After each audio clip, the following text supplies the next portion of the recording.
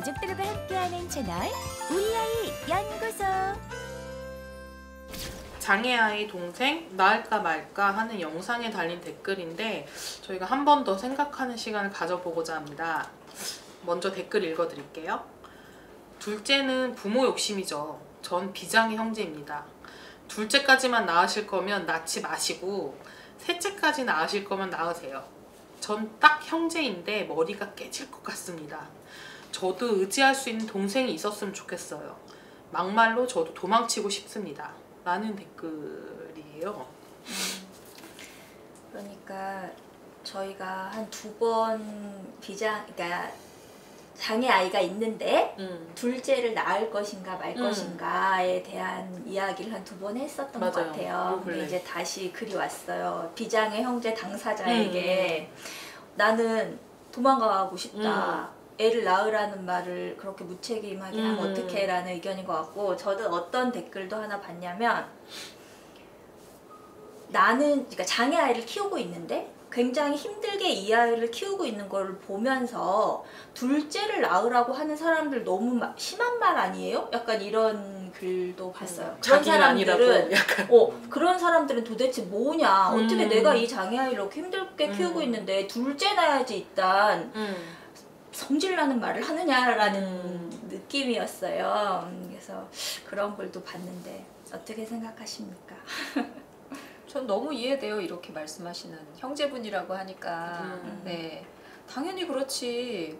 도망가고 싶고 도망갈 수 있으면은 도망가겠지. 저 같아도 그럴 것 같아요. 우리가 진짜 비장의 형제로 안 살아봐가지고. 저도 안 살아봤는데 그냥 이 사연 전 처음 접할 때 제 지인이면 그냥 도망가.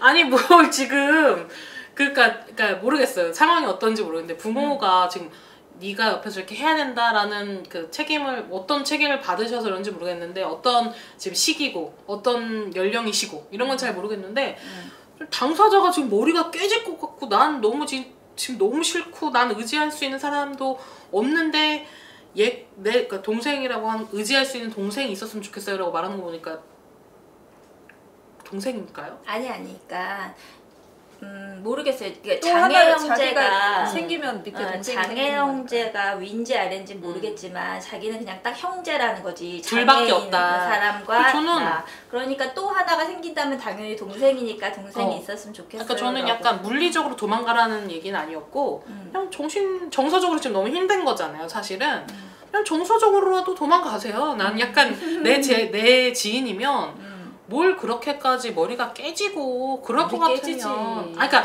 깨지는데 정서적으로 너가 과한 걸 짊어지려고 하지 마. 뭐 이렇게 약간 근데 그게 쉬운 말이 아닌 게 이제 나는 그러면 이렇게 당사자들도 힘들대요. 장애가 있는 가정에서는 그 다음 자녀를 낳을 생각을 하지 마세요를 우리가 결론을 내야 되는가. 저는 그것도 아니라고 생각이 들어요. 왜냐하면 이분이 이해가 안 간다는 게 아니라 전 이분이 마음이 너무 너무 이해가죠. 그런데 이거는 장애가 있는 집은 다 이런 건 아니에요. 그렇죠. 예를 들면 발달장애가 아닌 경우에는 더 그런 일이 별로 없고 발달장애인 경우에 우리 형이 발달장애야, 뭐 내 동생이 발달장애야, 그럴 경우에 너무 힘들 수 있어요. 그런데 그렇죠. 모든 발달장애인 집이 그렇지 않아요. 근데 이분이 나는 형제가 장애인데 나 너무 머리가 깨질 것 같고 도망가고 싶어 하는 경우는 어느 경우일까요? 우리가 말하는 지원받기 힘든 아이들의 경우. 예를 들어 이분이 되게 공격이 있다든지 자해나 파괴 행동이 있을 때 이런 사람과 같은 집에서 계속 사는 게 굉장히 힘들어요. 그런데 다른 사연에서 말한 것처럼 선배님은 우리 애가 어릴 때 키울 땐 힘들었는데 20살쯤 됐더니 되게 같이 살만해 살고 싶어, 이런 집도 있다고요. 근데 이거는 장애가 있으니까 장애 있는 집은 그러면 안 될 문제가 아니라 장애가 있는 이 장애인이 어떻게 자랐느냐가 중요한 거예요. 만약에 이 친구가 자폐성 장애야 지적 장애야 발달 장애를 갖고 있어도 당연히 우리 식구 중에 장애인이 없으면 좀 더 뭐 편하고 좋을 수 있겠지만 장애가 있어도 이게 다른 식구들의 삶을 그렇게 파괴하지 않을 수도 있어요. 그런데 발달장애가 있을 때 정말 힘든 집이 있어요. 그러니까 저는 그것도 너무 이해해요. 어떤 아버님이 나는 예비살인자인 것 같다는 얘기를 하신 그 감정도 이해하거든요. 그러면 거봐, 장애가 있으면 이렇게 힘드니까 둘째를 낳으면 안 돼가 아니라 그 원칙은 같아. 내가 자녀를 낳고 싶어 하면 낳는 거고, 나는 더 이상 낳고 싶은 생각이 없어. 얘가 장애든 비장애든 나는 더 이상 자녀가 더 낳고 싶지 않아. 그러면 안 낳는 거예요. 그런데 이 힘든 문제, 비장애 형제는 이렇게 힘들대. 그러면 안 낳아야지가 아니라 장애가 있어도 그렇게 안 힘든 집이 있고요. 장애가 경하든 중하든 너무 힘든 집이 있는 거예요. 그래서 그럼 우리는 어떻게 해야 돼? 장애가 있는 이 자녀를 같이 살만한 애로 만드는 방법이 뭘까를 생각해야 되는 게 나는 초점이라고 생각한다는 거지. 왜냐면 장애가 있어도 나는 솔직히 이렇게 생각하거든. 우리 큰아들이 장애야. 둘째 아들이 있어요. 근데 둘째 아들이 우리 큰아들 때문에 좀 불편해하는 거 있어. 예를 들어 우리 애가 막 계속 어떤 소리를 내면 와서 형 조용히 해 라고 하고 가거든요. 그런데 나는 뭐 내가 너무 속단하는 건지 모르겠지만 내 아들이, 내 둘째가 형 때문에 너무 도망가고 싶고 막 머리가 깨질 것 같다고 생각하진 않거든요. 제가 둘째를 봤을 때. 그리고 제가 보기에 지연이의 언니도 지연이가 있어서 불편한 게 있을지 모르겠지만 지연이 때문에 도망가고 싶고 머리가 깨질 것 같지는 않은 상황일 것 같거든요. 이런 집도 많이 있거든. 그러니까 당신의 애가 문제요가 아니라 이런 집도 있고 저런 집도 있고, 근데 정말 힘든 집들도 있어요. 정말 힘든 집들. 그러면 그거는 그 아이의 성장에서 이 아이의 행동이 조금 안 좋은 쪽으로 키워진 부분 때문인 거기 때문에 그거를 어떻게 하면 모두 살만하게 만들까에 초점이 가야 된다는 것이 저의 생각. 근데 저는 개인적으로는 그러니까 제가 아까 말씀드린 건 그 초점을 형제가 굳이 지금 부모가 있으면 물론 이제 가족 구성원으로 걱정하는 건 상관이 없어요. 근데 저는 솔직하게 제 주변에 뭐 내 친구가 비장애인데, 그러니까 비장애 형제자매인데 이런 케이스야. 너무 같이 살기 힘들어. 난 그냥 이제 너 나가 살아 이럴 것 같아요. 왜냐면 그러니까 그게 일단 그런 거에 초점이 맞춰져야 되는 거 맞아요. 근데 나는 1차적인 거는 일단은 부모님이 그런 초점을 맞추는데, 그러니까 그건 약간 부모의 영역이 아직은 크다라고 보여지거든요. 그리고 이렇게까지 스트레스 받을 거면 저는 이제 장애랑 상관없이, 장애가 없어. 근데 내가 형제랑 너무 사이 안 좋아. 나 맨날 만날 때마다 싸워. 죽겠어.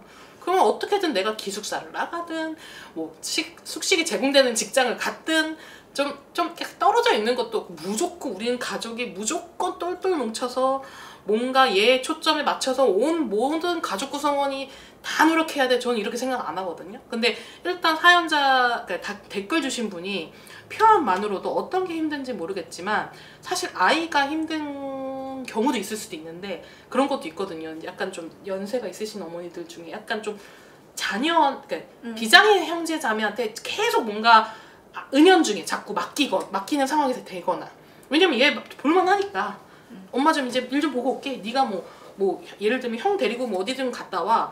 이런 것 때문에 죽겠는 건지 뭐 어떤 건지 이유는 알 수가 없지만 난 일단 본인이 그렇게 괴로우면 이건 장애 비장애 상관없어. 그냥 형제 자매랑 그 장애를 떼놓고 보자고요. 우리가 장애를 떼놓고 봤을 때 너무 안 맞으면 나갔다 오세요. 좀 안 보고, 원래 우리 약간 시어머니랑도 따로 사는 게 좋다고 하는 게 너무 라이프 스타일도 안 맞아. 나랑 성격도 안 맞아.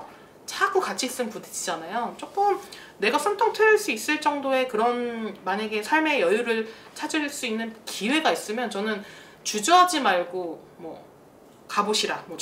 그게 약간 뭐 직장 내 이동이 됐던, 뭐 지방으로 뭐 약간 이렇게 전근을 가는 거든, 그런 기회를 속속들이 일단 누리실 때 누리셔라. 왜냐면 진짜 저 이렇게 말하면 어떻게 생각하실지 모르지만 부모님이 살아계실 때나 할 수 있는 형제 자매들의 그런 것들은 좀 하셔도 된다라고 저는 좀 봐요. 그리고 좀 의지할 수 있는 동생이 있었으면 좋겠다고 하는데 그 동생이 있어도 사실 의지할 수 있는 동생이 되느냐는 그거는 아무도 장담할 수가 없어요. 부모가 만약에 셋까지 낳는다고 했는데 얘도 막 말썽이야. 저 아는 집은 실제로 셋이거든요. 그리고 큰아이가 장애고 둘 다가 다 비장애예요. 근데 그 집 부모님 뭐라고 하시는지 아세요? 장애 때문에 산다고 해요. 왜냐면 둘째인가 셋째인가 아무튼 비장애 애가 그렇게 말썽을 피고 다닌대요. 그러니까 이게 경우의 수는 몰라요. 이게 뭐 둘을 낳든 셋을 낳든 자기랑 맞는 형제자매가 온다는 보장이 없고 부모도 나랑 맞는 자식을 꼭 낳으라는 보장이 없기 때문에 본인이 일단 너무 그렇게 스트레스면 난 어떤 것 때문일까? 부모가 나한테 뭘 줄까? 부모가 나한테 안 주는데 내가 스트레스 받나? 아니면 우리 형제자매가 너무 어려운 케이스라 내가 이제 심신이 많이 지쳤나? 심신이 많이 지쳤으면 가족 외에 우리가 다르게 받을 수 있는 서비스가 없나? 이 사람이 서비스를 못 받아서 그러면 이 사람을 어떻게 좀 개선해 나가야 되나? 이런 부분들에 초점을 맞출 것 같아서 전 지금 내가 그렇게 힘들다고 하면 저는 이분의 그냥 지금 현재 상태를 본인을 잘 추스리는데 그냥 계속 노력하셔라 라고 말씀드리고 싶고 비장애 형제자매 그 약간 자조 모임 같은 게 있어요. 나는이라고 책도 나왔었거든요. 거기에 이제 특히 성인이 되신 비장애 형제자매가 주로 계신 것 같아요. 제가 그 책 보면서 저는 부모로서 반성도 많이 했고 되게 읽으면서 많이 저는 그런 경험 당사자는 아니지만 그래 내 형제자매가 이러면 내가 그래 부모 마음이랑 또 다르게 어떻게 보면 우리는 이제 저는 아이를 키우느라고 사실은 그거를 잘 미처 못 겪었지만 어떻게 보면 제3자의 입장에서 가장 가깝게 이런 생각을 했을 수 있겠구나 이런 것들을 저는 그 책 보면서 많이 느꼈거든요. 그 모임이 있고 정기적으로 그 모임 같은 활동이 있어요. 그래서 오히려 의지가 된다고 하면 그런 꼭 그 가족 혈육이 아니어도 그런 자조 모임에서 또 찾을 수 있는 거고 그렇지 않고 저는 의지할 대상이 꼭 가족만 있다고 생각하지도 않아요. 만약에 좋은 친구가 있거나 뭐 내 주변에 좋은 자원이 있거나 뭐 좋은 나의 선배님이나 뭐 은사님이 되실 수도 있고 그런 부분들은 찾으면 찾는 건데 이렇게까지 힘드시면 저는 일단 본인을 가장 1번으로 생각하시라고 말씀드리고 싶어요. 근데 이 사람이 두 가지 경우 생각할 수 있어요. 이 형제가 비장애 형제가 학생일 수도 있지. 나는 학생일 수도 있다는 생각이 들거든요. 학생일 수도 있으면 분리하기가 어려워요. 분리하기가 어렵고 그리고 만약에 이 형제가 지금 둘 다 학생이야. 그러면 학생 때는 많이 힘들 거거든요. 그러니까 우리가 남자 장애인을 키울 때 학교 다닐 때 그러니까 그냥 아이가 그러니까 장애 형제가 비장애 형제가 정말 그냥 온순하고 별 문제를 일으키지 않으면 이렇게 얘기도 안 하겠지. 그러니까 되게 힘든 거예요.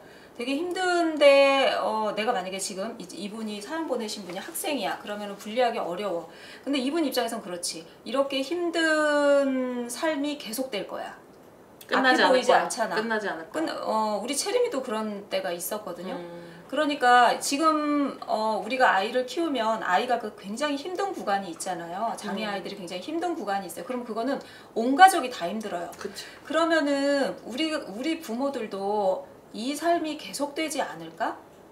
이 삶을 계속 어떻게 살아야 되지? 이렇게 힘든 하루하루를 순간순간을 이렇게 생각할 수 있어요. 우리도 그렇게 생각하는데 비장애 형제 입장에 생각했을 때 엄마 아빠가 살고 내가 같이 살고 있는데 얘랑 같이 사는 게 너무 힘들어. 그러면 당연히 그럼 엄마 아빠 죽으면 나 이렇게 어떻게 살아? 이렇게 생각할 수 있어요. 근데 그럴 때 그럼 정말 허심탄회하게 의논을 하고 뭔가 그렇게 할 형제가 있으면 너무 좋겠다고 나는 생각할 것 같거든요. 그래서 지금 만약에 학생이면 그러니까 이 사연 보내신 분이 만약에 학생이면 학생 때는 정말 많이 힘들어요. 우리 비장애 친구들을 비장애 아이들을 키우는 것도 힘들어요. 그러니까 지금 사연 주신 비장애 형제분이 그때는 왜 우리가 인생 살면서 굉장히 힘든 부분이 있잖아요. 근데 힘든 부분이 있어요. 그러니까 그거는 글쎄 참 이렇게 말하면 가혹할 수도 있는데 어쨌든 견뎌야 될 부분이 있는 거고 그리고 이제 이분 그 비장애 형제분 말처럼 비장의 형제 하나만 할 거면 아예 낳지 말고 아예 둘을 저 찬성이에요. 예. 그게 나을 것 같거든요. 저도 제가 비장의 형제라면 그게 나을 것 같고 그리고 이제 일단 그 비장의 형제분한테 드리고 싶은 말씀은 만약에 학생이라면 그때는 그냥 힘든 시기야. 어쩔 수 없어요. 그냥 근데 그걸 잘 견뎌요.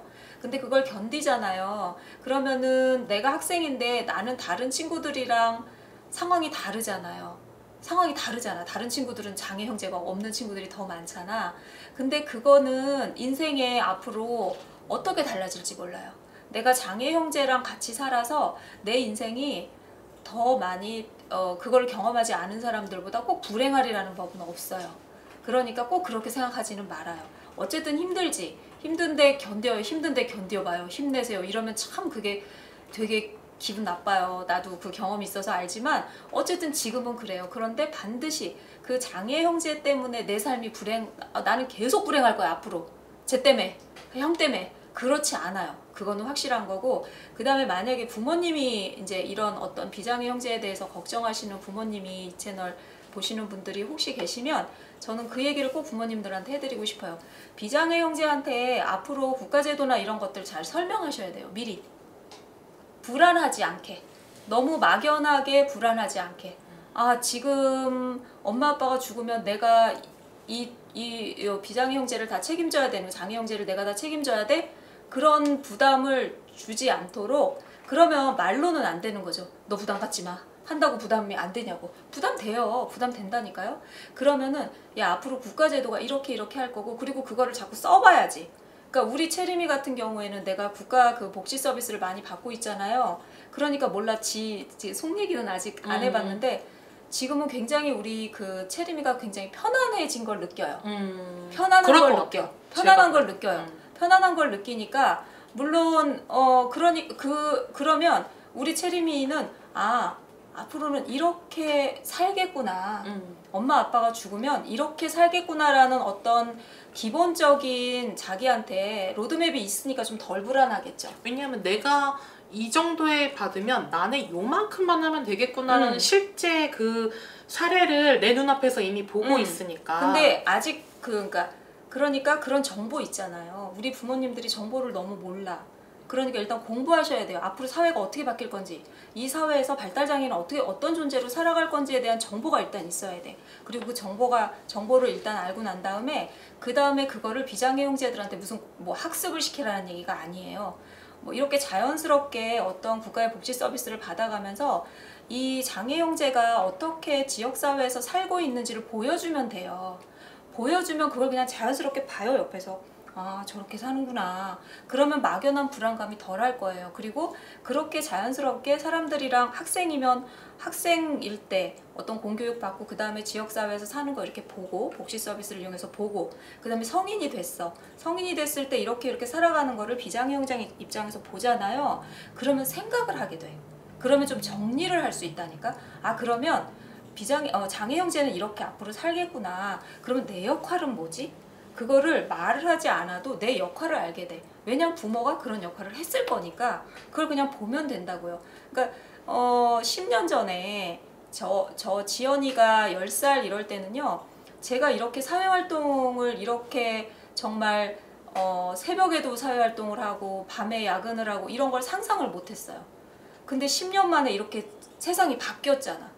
제가 정말 지연이를 다른 사람의 인력 서비스를 받아가면서 제가 하고 싶은 걸 할 수 있거든요. 그렇게 세상이 바뀌었어요. 근데 10년 후면 더 많이 바뀌겠지. 그런데 그거를 알려줘야지. 비장애 형제들한테 알려주지 않는데 비장애 형제들이 자기네들이 찾아서 뭔가 하기는 그건 좀 한계가 있잖아요. 그러니까 부모님들이 이 채널 보시는 부모님들이 자연스럽게 알게 습득하게 해주셨으면 좋겠어요. 그래야 지금 뭐 어느 날은 힘든 날도 있고 장애 형제 때문에 어느 날은 힘든 날도 있고 어느 날은 고민하는 날도 있고 어느 날은 우는 날도 있는 거지. 근데 그게 인생이지 뭐. 근데 그렇지만 앞으로 제도가 이렇게 되니까 내가 요 정도 하면 되는구나. 국가의 제도가 이렇고 이러니까 내가 요런 역할을 하면 되는구나라고 자연스럽게 알게 해줘야 돼요. 그거를 뭐 정말 너무 우리 막 지난번에 그런 얘기 했었잖아. 너 걱정하지 마. 쟤는 국가에서 책임질 거야.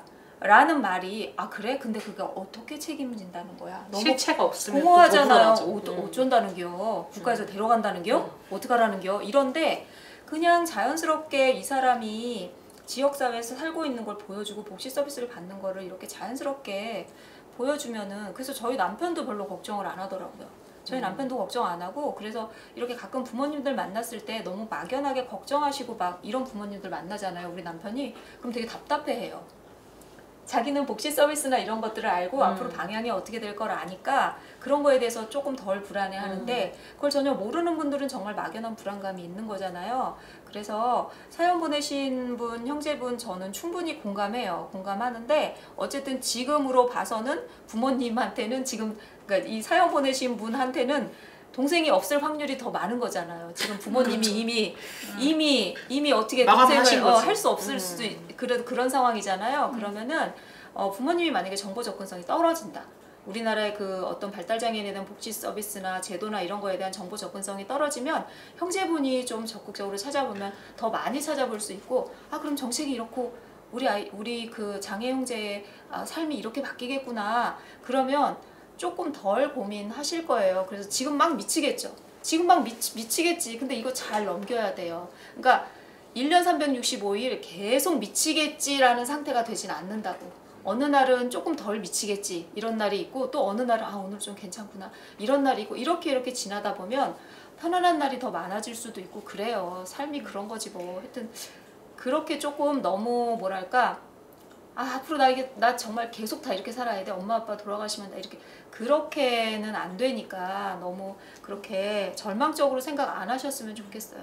저는 엄마들을 만났을 때도 얘기하면 엄마들이 몰랐다가 편안해져. 그럼 엄마들이 그럴 정도면 아버님한테 얘기를 하거나 비장애 형제한테 얘기를 하면 그들이 훨씬 편안해지는 게 느껴지거든요. 뭐만 얘기하면 되냐면 지금 현재 있는 활동지원 서비스랑 근로지원 서비스랑 주간활동 서비스만 말해줘도 편안함이 느껴져.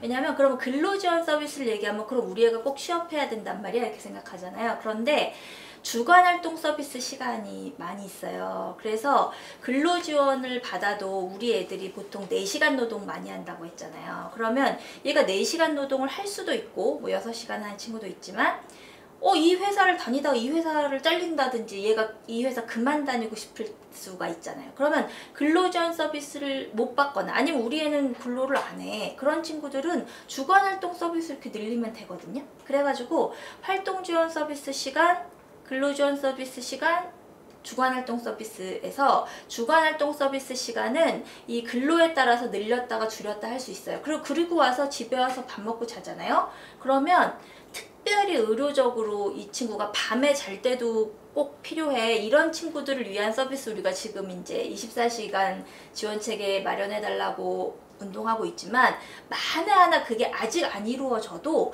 지금 현재 있는 서비스만으로 이만큼이 돼요. 그런데 10년 후에는 더 좋아질 거예요. 그랬더니 아버님이 마음이 너무 편안해지는 거예요. 그러면 제가 봐요. 그러면 그럼 우리 애를 어떻게 해야 돼? 결론은 하나야. 서비스 받을 수 있는 애로 만들어야 돼. 그러면서 그냥 편안해지기 때문에 아니 근데 이 사연 보내시면서 이제 많이 알게 되셨잖아요. 지금 모르시던 거를. 그러니까 내가 머리가 깨질 것 같은 부분이 어떤 부분인지랑 저희가 지금 방금 언급한 서비스 큰 서비스 3가지만 안에서 해결할 수 있는 접점을 좀 찾아보시면 좋겠고 저는 만약에 뭐 특히나 또 학생에서 내가 당장 뭔가 분리할 수 없어. 근데 솔직히 내 가족 때문에 내가 이런 가족을 약간 싫어하는? 힘들어하는? 그런 게 나한테 뭔가 죄책감 같은 건 안 가지셔도 돼요. 이게 형제든 부모든 자식이든 힘든 건 누구나 힘든 거라서 지금 느끼는 감정이 전혀 이상하지 않고 누구한테 말해도 너 어떻게 가족을 그렇게 생각하니? 이런 사람 하나도 없어요. 그래서 저는 사실은 저 같으면 힘들면 솔직히 부모한테 좀 소탈하게 얘기해주면 좋겠어요. 제가 이제 부모 입장에서 나중에 왜냐면 선배 부모님들이 그런 경우를 저는 많이 봤어요. 나는 그때 그 시절에 걔가 말을 안 해서 몰랐지. 나중에 그리고 특히나 제가 아까 언급한 책 있잖아요. 나중에 이제 성인이 되신 이제 부모님들이 우시는 거예요. 그러니까 어린 나이에 이런 무거운 마음을 가지고 있으면서 끙끙 아무한테도 말을 못 하고 있었다니. 근데 그걸 나도 모르고 왜냐면 난 지금 장애 자녀한테만 치중하기 바쁘거든요. 그리고 생업을 하느라 바쁘고. 그러니까 근데 그게 부모한테 난 도저히 말 못하겠어. 부모한테 너무 상처 주는 것 같아.